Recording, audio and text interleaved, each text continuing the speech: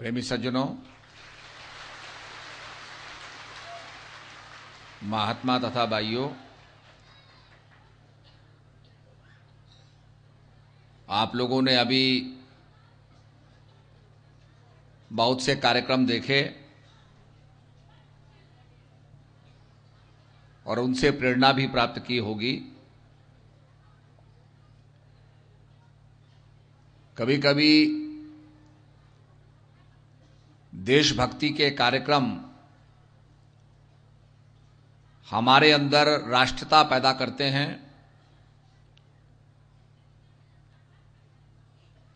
हमें सोचने पर मजबूर करते हैं और ऐसे कार्यक्रमों से हमें बड़ी प्रेरणा प्राप्त होती है।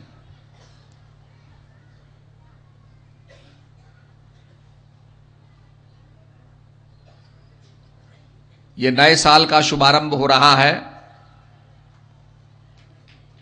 सभी लोगों को नूतन वर्ष के लिए, नए वर्ष के लिए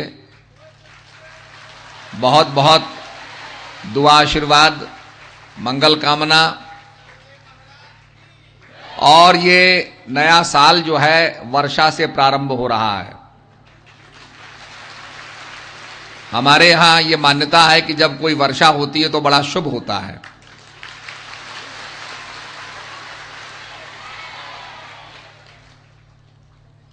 हम लोग यहां पर बैठ करके सत्संग का आनंद ले रहे हैं और इंटरनेट के जरिए अनेक समुद्र पार लोग भी इसी कार्यक्रम को देख रहे हैं। यहां रात हो रही है, अमेरिका में दिन हो रहा है, वहां भी लोग कार्यक्रम को देख रहे हैं। और विशेष करके जो अमेरिका में नेपाली प्रेमी जो हैं वो इस कार्यक्रम को विशेष रूप से देख रहे हैं। भूटान के प्रेमी, नेपाल के प्रेमी इस कार्यक्रम को देख रहे हैं। आज दुनिया इतनी सिमट के नजदीक आ गई है, ट्रैवलिंग डिस्टेंस जिसे कहते हैं, कम्युनिकेशन का जो फासला है वो बहुत कम हो गया है। आज तत्काल आदमी को इंटरनेट के जरिए पता चल जाता है कि क्या हो रहा है और इसका लाभ जो ज्ञान प्राप्त किए हुए लोग हैं वो भी इसका लाभ प्राप्त कर रहे हैं कि सद्भावना का संदेश तत्काल एक साथ बिना विलंब के कई देशों में लोग देख रहे हैं। जो साइंस की अचीवमेंट्स होती हैं वो मानव के विकास, मानव के उत्थान के लिए इस्तेमाल होनी चाहिए। राम और रावण में यही फर्क था। राम का एक पत्नी व्रत था। जब उनके पास शूर्पणखा आई और अपना अभिप्राय शूर्पणखा ने बताया तो प्रभु राम ने यही कहा कि मेरा तो एक पत्नी व्रत है। उसके विपरीत रावण के आचरण था और परिणाम क्या हुआ कि प्रभु राम की विजय हुई, रावण का अंत हुआ। इसीलिए हमारे शास्त्रों में कहा गया, मन एव मनुष्याणाम कारणम मंद मोक्षयो। राम ने मन पर निग्रह प्राप्त किया, अपनी चित्त की वृत्तियों का निरोध किया। महान पुरुष वो कहलाए, महान आचरण उन्होंने किया। और इसके विपरीत रावण ने विषय वासना का ध्यान किया, एक्सट्रोवर्ट वो हो गया, तो रावण का अंत हुआ। इसीलिए शास्त्रों में कहा गया, मन एव मनुष्याणाम कारणम मंद मोक्षयो। मन बंधन का कारण भी है, मोक्ष का भी कारण है।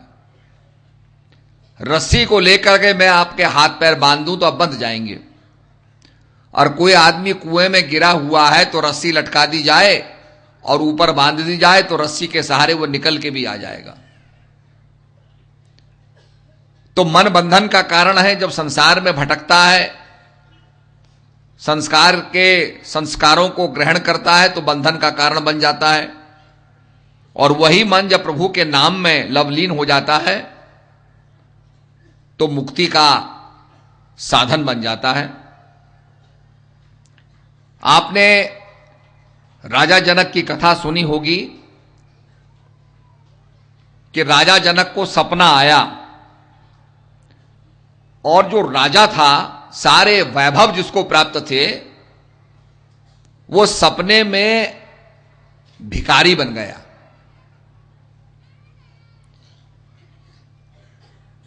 तो कभी कभी ऐसा जोल्ट, ऐसा विपरीत, एक्सट्रीम विपरीत जब अनुभव आदमी को होता है तो आदमी जागता है, अरे क्या हो गया। आप गाड़ी में जा रहे हैं, ड्राइवर ने बड़ी जोर से ब्रेक लगाया तो आप कहेंगे क्या हुआ, अचानक नींद टूट जाएगी, निद्रा टूट जाएगी, क्या हुआ। आप ट्रेन में जा रहे हैं, धमाका होता है, आपके एकदम आप अपनी निद्रा से जाग जाते हैं, क्या हुआ। तो ऐसे ही राजा जनक ने, जो राजा था, कभी उसने दरिद्रता नहीं देखी थी, गरीबी नहीं देखी थी, पॉवर्टी नहीं देखी थी। उसने बेस्ट ऑफ द वर्ल्ड देखा था, दुनिया का सबसे सुंदर, दुनिया का सबसे अच्छी चीजें उसे प्राप्त थी, सुलभ थी। वो सपने में देखता है, एक्सट्रीम अनुभव प्राप्त करता है कि मैं भिखारी बन गया हूं, दरिद्र बन गया हूं, बड़ी याचना करके, मेहनत करके चावल और दाल इकट्ठा करता है, खिचड़ी बनाने की प्रयास करता है, लकड़ियों को जलाता है, लकड़ी गीली थी, धुआं उसकी आंखों में जा रहा था, अश्रुधारा उसकी बह रही थी। बड़ी मुश्किल से खिचड़ी को उसने पकाया। अब खिचड़ी गर्म थी, कैसे खाता, तो एक पत्तल पे उसको रख दिया कि ठंडी हो जाएगी तो मैं खाऊंगा। इतने में दो सांड आते हैं लड़ते हुए और खिचड़ी को मट्टी में रौंद देते हैं, और ये देख करके राजा त्राहिमाम त्राहिमाम कर उठता है, उसकी निद्रा टूट जाती है। इतना स्ट्रांग उसका एक्सपीरियंस था। कभी कभी आप जब सपने में चले जाते हैं, रोने लग जाते हैं, बड़ा स्ट्रांग आदमी का अनुभव होता है, तो वो स्ट्रांग जो उसका अनुभव था, उस अनुभव ने उसको विचारने पर मजबूर कर दिया। ऐसे ही जब बड़ा एक्सट्रीम अनुभव प्राप्त होता है, जैसे सिद्धार्थ को प्राप्त हुआ, जो महात्मा बुद्ध के नाम से प्रसिद्ध हुए। उन्होंने कभी बुढ़ापा नहीं देखा, क्योंकि ज्योतिषियों ने कहा था कि महाराज ये राजा बनेगा, पर हो सकता है ये संसार का राजा बने, हो सकता है ये अध्यात्म का राजा बने। तो ऐसा ना करना कि इनके अंदर अध्यात्म की प्रवृत्ति जागृत हो जाए। इनको आप जो सबसे बढ़िया है, श्रृंगार है, वही दिखाइए। तो उनके पिता ने कहा ठीक है। तो उनको सुंदर से सुंदर वस्तु दिखाई जाती थी। उनको कोई बूढ़ा व्यक्ति नहीं दिखाया जाता था, बीमार व्यक्ति नहीं दिखाया जाता था, मरा हुआ व्यक्ति नहीं दिखाया जाता था, केवल सुंदर चीजें उनको दिखाई जाती थी। अब राजा ने जब सब कुछ देखा तो उसने देखा जगत तो ये जीवित है, इसमें मरण होता ही नहीं है, सभी सुंदर हैं, सभी अच्छा है।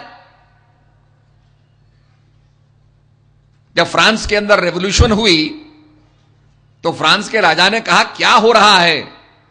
लोगों ने कहा हमको खाने को रोटी नहीं मिल रही है। तो राजा कहता है रोटी नहीं मिल रही तो पेस्ट्री खाओ। क्योंकि राजा को यह पता नहीं था कि इनको कुछ भी नहीं मिल रहा है, तो उसने कहा रोटी अगर ब्रेड नहीं है तो पेस्ट्री खाओ।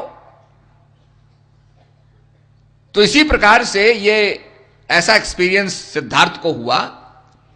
पर जब अपने सामने उन्होंने एक लाश को जाते देखा, उन्हें पूछा क्या है, क्या जा रहा है, ये कभी तो देखी नहीं थी लाश।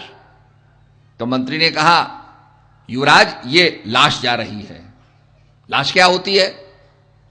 उन्होंने कहा आदमी मर जाता है। बोला कैसे मर जाता है, हमने तो आदमी को जीवित देखा है, ये मर कैसे जाता है? तो उसने कहा हमको भी एक दिन मरना पड़ेगा, संसार को त्यागना पड़ेगा। ये जैसे चिता जा रही है, ये हमारी भी ऐसी स्थिति होगी संसार से, और लोग कहेंगे राम नाम सत्य है, सत्य बोलो गत्य है। This is going to happen. ये जो आप देख रहे हैं कि बिल्कुल आदमी सुंदर है, ये नहीं है, ये है वास्तविकता। इसको ले जाया जाएगा। और किसी भी धर्म में आप देखो, तिब्बती लोग किसी को पहाड़ों पर रख देते हैं ताकि गिद्ध उनको खा सकें, कहीं पर वो लकड़ी से जला देते हैं, जहां लकड़ी नहीं होती वहां पर पहाड़ों पर रख देते हैं। हर धर्म के मुताबिक कोई ना कोई रीति रिवाज होता है, उसके अंदर अंत्येष्टि की जाती है, लास्ट रिचुअल्स किए जाते हैं। तो सबको जाना पड़ता है संसार से।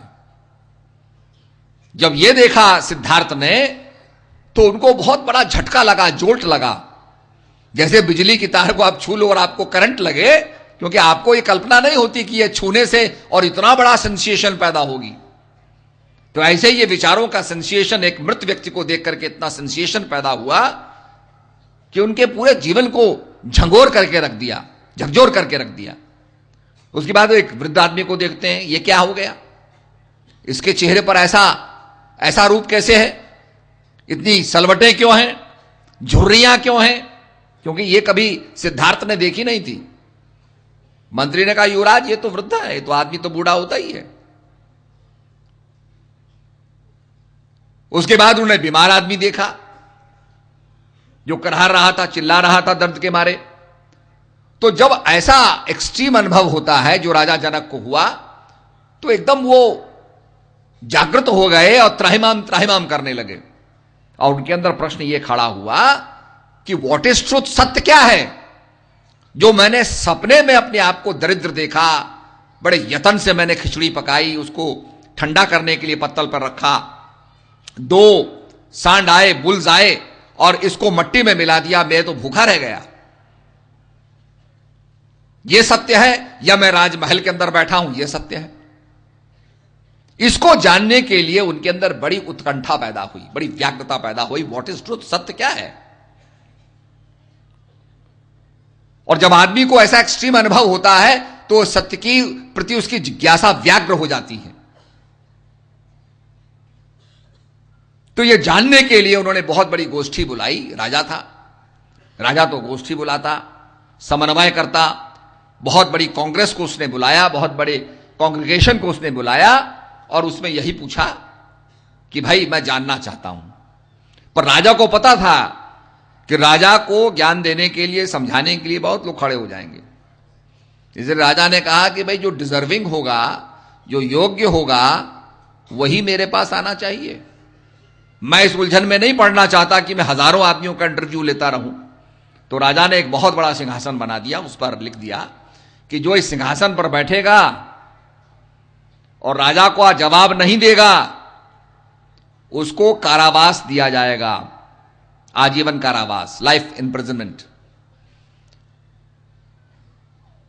तो यह देख करके बहुत से लोग हतोत्साहित हो गए, क्योंकि भाई ये तो कहीं ऐसा ना हो कि हम अटेम्प्ट करने जाएं, कोशिश करने जाएं, राजा का जवाब देने जाएं और जवाब ना बना तो कम से कम जेल चले जाएंगे हम।